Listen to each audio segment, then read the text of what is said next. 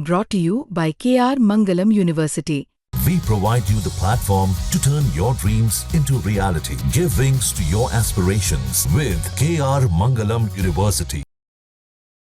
जुलाई के शुरुआत में ही एक ऐसा मामला सामने आया था जिसकी चर्चा दुनिया भर में होने लगी थी और ये मामला था एक किसी को संबोधन में अंकल कहने से उसकी कुर्सी चली गई।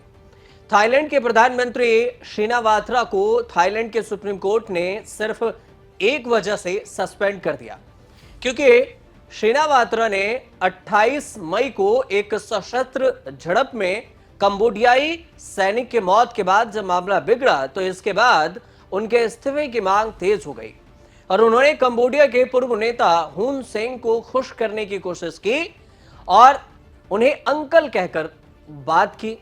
अब जुलाई के शुरुआत में ही ये फोन कॉल्स भी लीक हुई थी और इसकी जानकारी सोशल मीडिया पर भी मिली। शिनावात्रा कंबोडिया के पूर्व प्रधानमंत्री हुन सेन के बीच में बातचीत की और इसी का फोन कॉल्स वायरल हुआ।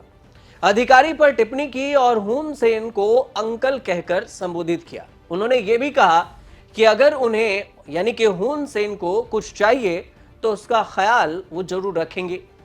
इसके बाद संवैधानिक अदालत ने यह कहते हुए सस्पेंड कर दिया कि दुश्मन देश के किसी भी सैनिक को अंकल कहना ठीक नहीं देश हित के लिए, और सस्पेंड हो गई।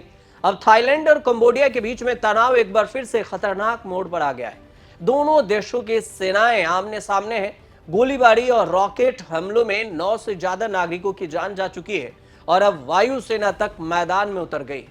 हालांकि ये पहली बार भी नहीं है जब थाईलैंड और कंबोडिया के बीच में सीमा विवाद ने हिंसक रूप लिया हो, लेकिन इस बार मामला ज्यादा गर्मा गया है क्योंकि दोनों पक्षों की सेनाएं पूरी ताकत के साथ मोर्चे संभाल रही है। कूटनीतिक बातचीत के बजाय कार्रवाई का रास्ता निकाला गया है। अब थाईलैंड आर्मी की जानकारी के मुताबिक थाईलैंड के सुरेन प्रांत और कंबोडिया के ओडर मेंची प्रांत के सीमा पर स्थित एक प्राचीन मंदिर ता मुएन थोम स्थित है और इसी मंदिर को लेकर विवाद है। मंदिर का मालिकाना हक कौन रखे, इसको लेकर सालों से टकराव चलता आ रहा है दोनों देशों के बीच में। तनाव बढ़ता देख थाईलैंड की वायुसेना मैदान में उतरी है और 6 F-16 फाइटर जेट्स ने कंबोडिया के अंदर 2 सैन्य ठिकानों पर हवाई हमले किए। हमले में कंबोडिया के लॉजिस्टिक और रडार यूनिट्स को भी भारी नुकसान पहुंचाने का दावा हो रहा है। टारगेट क्षेत्र थे और ओडर मेंची प्रेअह भी प्रभावित हुआ है। 9 से ज्यादा नागरिकों की मौत हो चुकी है। 40,000 से ज्यादा लोग घर छोड़कर पलायन कर चुके हैं सुरक्षित स्थानों पर। दोनों देशों की जो सीमा है आपस में लगती है और संघर्ष की वजह से राजनयिक रिश्तों में भी कटौती देखने को मिल रही है। सेना पूरी तरह से अलर्ट मोड पर है। तनाव अभी भी बरकरार है। हालात किसी भी वक्त बिगड़ सकते हैं। कंबोडिया के प्रधानमंत्री हुन मानेट ने थाईलैंड की एयर स्ट्राइक को सशस्त्र अतिक्रमण करार देते हुए चेतावनी दी है।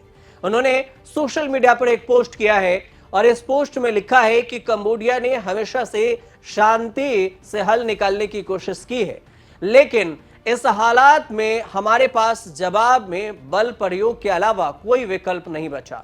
प्रधानमंत्री ने यह भी पुष्टि की है कि थाईलैंड ने ओंदार प्रांत में स्थित मोआन मंदिर पर भी हमला किया, सैन्य ठिकानों को निशाना बनाया। लेकिन अब सवाल यह कि थाईलैंड और कंबोडिया की सेनाएं कितनी ताकतवर है। दोनों देश क्यों थाईलैंड ने ऐसा हमला किया, इस दोनों देशों की सैन्य ताकत को भी समझते हैं। थाईलैंड और कंबोडिया के बीच में सीमा विवाद पुराना है, खासकर प्रेह विहार मंदिर को लेकर, जो कि यूनेस्को विश्व धरोहर स्थल है और ग्लोबल फायर पावर 2025 की रैंकिंग के अनुसार से थाईलैंड और कंबोडिया की सैन्य ताकत में बड़ा ही अंतर है। थाईलैंड विश्व रैंकिंग में 24वें स्थान पर है, जबकि कंबोडिया 83वें स्थान पर 83 रैंक पर। थाईलैंड की सेना कंबोडिया से बहुत ही आगे है। कंबोडिया के साथ चल रहे संघर्ष के बीच में थाईलैंड की सैन्य ताकत साफ तौर पर भारी दिख रही है। करीब 3,61,000 जो सक्रिय सैनिक है और थाई सेना की ताकत कंबोडिया से 3 गुना ज्यादा है। हथियार के मामले में भी थाईलैंड बेहद आगे है और इसके पास स्वीडन से मिले 11 ग्रिपेन फाइटर जेट, दर्जनों अमेरिकी F-16, F-5 विमान है, जबकि कंबोडिया के पास लड़ाकू विमान नहीं है। जमीनी पर ही थाई सेना के पास 60 आधुनिक चीनी VT-4 टैंक है, पुरानी अमेरिकी टैंक भी है। वहीं पर थाई सेना के पास 600 से ज्यादा टैंक भी है, हेलीकॉप्टर भी है। जो इसके अलावा देखिए तो कंबोडिया के पास केवल कुछ पुराने ट्रांसपोर्ट हेलीकॉप्टर हैं। International institute for strategic study की रिपोर्ट के मुताबिक थाईलैंड की सेना ने सिर्फ अमेरिकी समर्थन से मजबूत हुई है, बल्कि इजराइल भी है, रूस भी है, दक्षिण कोरिया जैसे देश भी है जो मदद कर रहे हैं और घरेलू हथियार उद्योग को खड़ा किया है। तो कुल मिलाकर देखा जाए तो थाईलैंड कंबोडिया पर भारी पड़ रहा है, लेकिन इस बीच में दोनों देशों के बीच की जो लड़ाई है उसकी चर्चा है। और इसी वजह से इसकी वजह क्या थी दोनों देशों के बीच लड़ाई की, इसलिए हमने आपको ये जानकारी दी है। अगर सही लगे तो हमारे चैनल से जुड़िए, सब्सक्राइब जरूर कर लीजिएगा और कमेंट कीजिएगा। देखते रहिए न्यूज़ तक। उसका एफिकेसी बहुत है, साइड इफेक्ट्स बहुत कम है, और उसके वजह से एचपीवी जो इन्फेक्शन है वो ज़्यादा बहुत एफिकेशियस है, बहुत प्रभावी है। तो एचपीवी इन्फेक्शन प्रिवेंट होता है, और एचपीवी इन्फेक्शन प्रिवेंट हुआ तो उसके वजह से ये जब सारे कैंसर्स है वो होने का चांस कम हो जाता है। जैसे कि उन्होंने क्या किया, अमेरिका में देखा कि 1 लाख पॉपुलेशन में सर्विकल कैंसर्स के कितने केसेस आते थे ये वैक्सीन आने के पहले। तो 1 लाख महिलाओं में 1296 केसेस थे सर्विकल कैंसर से वैक्सीनेशन चालू होने के पहले, और वैक्सीनेशन चालू होने के बाद 296 केसेस आए, तो बहुत ही कम हो गया।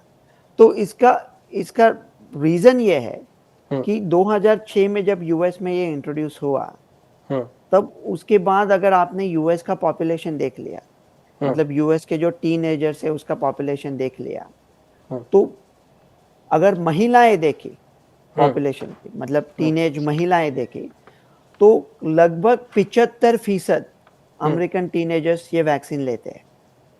अच्छा, अभी मतलब थोड़ा स्टाइलिश हो गया है ये कोविड वैक्सीन के बाद, कि टीकों के बारे में ऐसे उलट सुलट बातें करना कि ये होता है वो होता है, अभी बहुत फैशनेबल हो गया है, और शायद अभी थोड़ा कम हो जाएगा। लेकिन उसके पहले का एनालिसिस देख लिया तो 75% इंडिया के अमेरिका के फीमेल्स लेते थे, हाँ, और 59% मर्द।